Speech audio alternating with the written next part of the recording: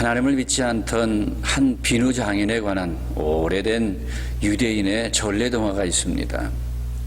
하루는 비누 장인이 랍비와 같이 길을 걷다가 물었습니다. 궁금한 게 하나 있습니다. 수천 년 동안 우리는 종교를 가지고 있었죠. 하지만 세상 어디에서나 악, 부패, 불의, 고통, 기아, 그리고 폭력을 볼 수 있습니다. 종교로 인해 세상이 조금이라도 더 나아진 것 같아 보이지 않는군요. 그래서 묻고 싶습니다. 종교는 도대체 무엇을 하는 거죠? 랍비는 한동안 대답하지 않고 그 비누 장인과 계속 걷기만 했습니다. 그러다가 두 사람은 흙과 먼지를 뒤집어 쓴 아이들이 놀고 있는 공터에 이르렀습니다.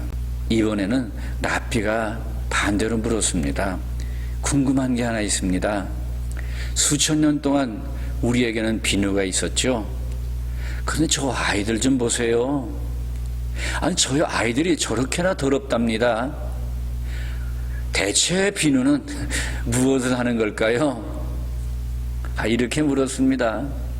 그러자 비누 장인이 이렇게 대답을 했습니다. 하지만 랍비님, 저 아이들이 더럽다고 비누를 탓하는 건 잘못이지 않습니까?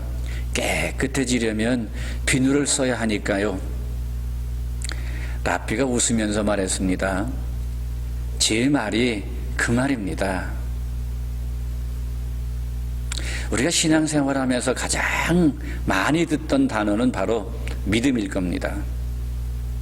이 믿음에 대해 그렇게 많이 들었지만 여전히 진실한 믿음을 갖지 못하고요, 진실한 믿음에 살질 못하는 우리가 아닙니까? 믿는 자라고 하면서도요, 능력 있는 삶을 살지 못하는 우리입니다. 믿음이 능력이 없어서 그럴까요? 그건 아니죠. 사실 진실한 믿음은 하나님께서 모든 그리스도인들에게 요구하신 것입니다. 성경에서도 하나님을 향한 믿음, 그 믿음 하나로 하나님의 놀라우신 역사를 경험하고 축복을 받은 사례들을 볼 수 있습니다. 모세의 경우 하나님께 대한 믿음이 있었기에 하나님의 인도를 받으며 바로 왕의 거부와 반대를 이기고 이스라엘 백성을 애굽에서 이끌어내는 데 성공했습니다. 아브라함은요, 하나님을 믿었기 때문에 독자 이삭을 기꺼이 번제로 드리려고 했습니다. 그 결과 하나님께 인정받고 하나님께서 그를 축복하여 그의 자손이 큰 나라가 되는 복을 얻었습니다. 욥도 마찬가지예요. 하나님에 대한 믿음이 있었기에 수차례 큰 시험 앞에서도 굳세게 설 수 있었습니다.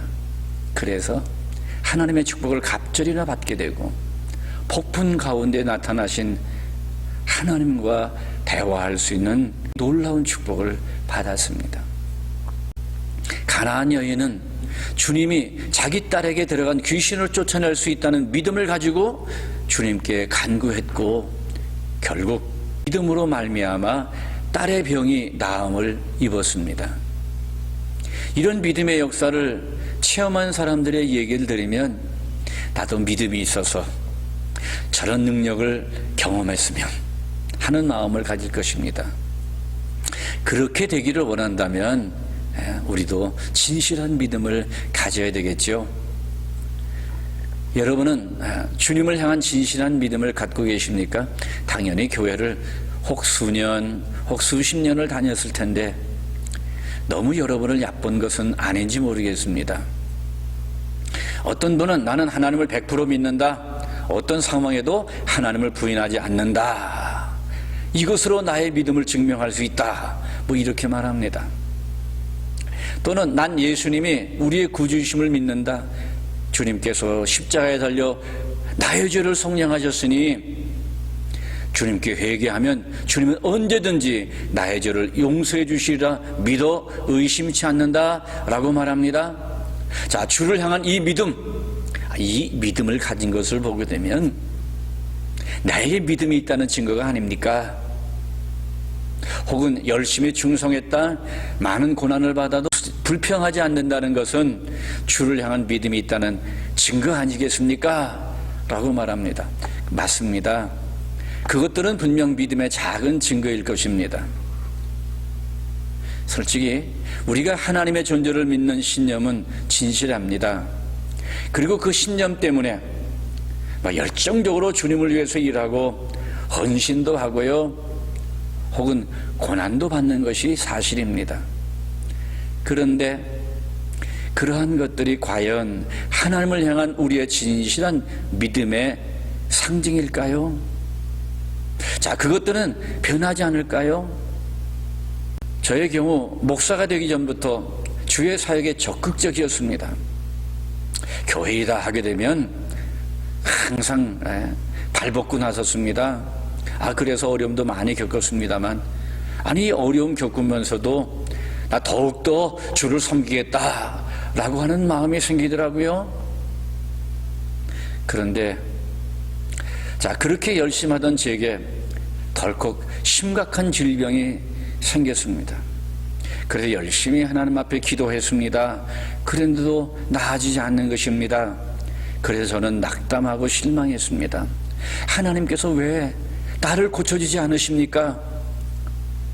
막 이렇게 따지고요, 불평도 하고 원망도 했습니다. 저는 이전까지 믿음이 있는 줄 알았어요. 그런데 그게 아니더라고요.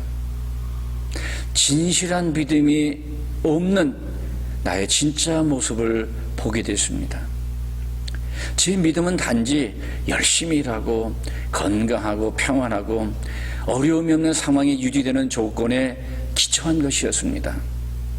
그러나 제가 원치 않는 상황이 닥치니까 저의 진정한 믿음의 분량이 다 드러났습니다. 믿음의 바닥이 보였습니다. 그제서야 하나님을 향한 제 믿음은 가여울 정도로 아주 작고 너무 부족하다라고 하는 것을 깨닫게 되었습니다. 자, 그렇다면 진실한 믿음, 그 믿음을 얻어야 될 텐데 그 믿음은 어떻게 얻을 수 있습니까? 히브리서 11장 1절과 2절입니다. 믿음은 바라는 것들의 실상이요 보지 못하는 것들의 증거니 선진들이 이로써 증거를 얻었느니라. 눈에 보이지 않는 하나님을 믿는 것이 세상 사람들에겐 어떻게 보일까요? 우리처럼 진지하게 보일까요? 터무니없어 보이는 것은 당연할 것입니다. 눈으로 보고 손으로 만져야 하고 몸으로 느껴야만 하는 이 감각적인 세대에 어떻게 보이지 않는 하나님, 그 하나님을 믿는 믿음을 증명할 수 있겠습니까? 그런데 히브리 기자는요, 우리에게 믿음은 바라는 것들의 실상이요 보지 못하는 것들의 증거다라고 이렇게 말씀하십니다. 그런데 성경을 보면 항상 놀라게 되는 것은 언제나 변하지 않는 진리, 그것이라는 것을 우리는 알게 됩니다. 성경이 말하는 것처럼요, 보이지 않는 것, 그것을 믿었는데 그것이 말이에요, 실제로 되는 경우가 얼마나 많이 있습니까? 믿음대로 되어지는 경우가 너무 많지 않습니까? 예수님 공생의 기간 많은 병자들을 마주쳤을 때 내 믿음을 보이라, 내가 믿느냐라고 이렇게 물으셨습니다. 그런데 예수님이 생명이고 살리는 자이심을 믿었다면 분명히 죄가 사해지고 또한 병이 나을 수밖에 없었습니다. 믿음이 생각에 그치지 않고 현실에 나타나는 것, 그것을 세상에서는 기적이라고 말합니다. 이런 믿음의 기적을 얼마나 많이 볼 수 있습니까? 그렇다면 신앙인으로서 믿음을 갖고 믿음을 견고하기 위해 어떻게 해야 될까요? 어떻게 하면 되겠습니까?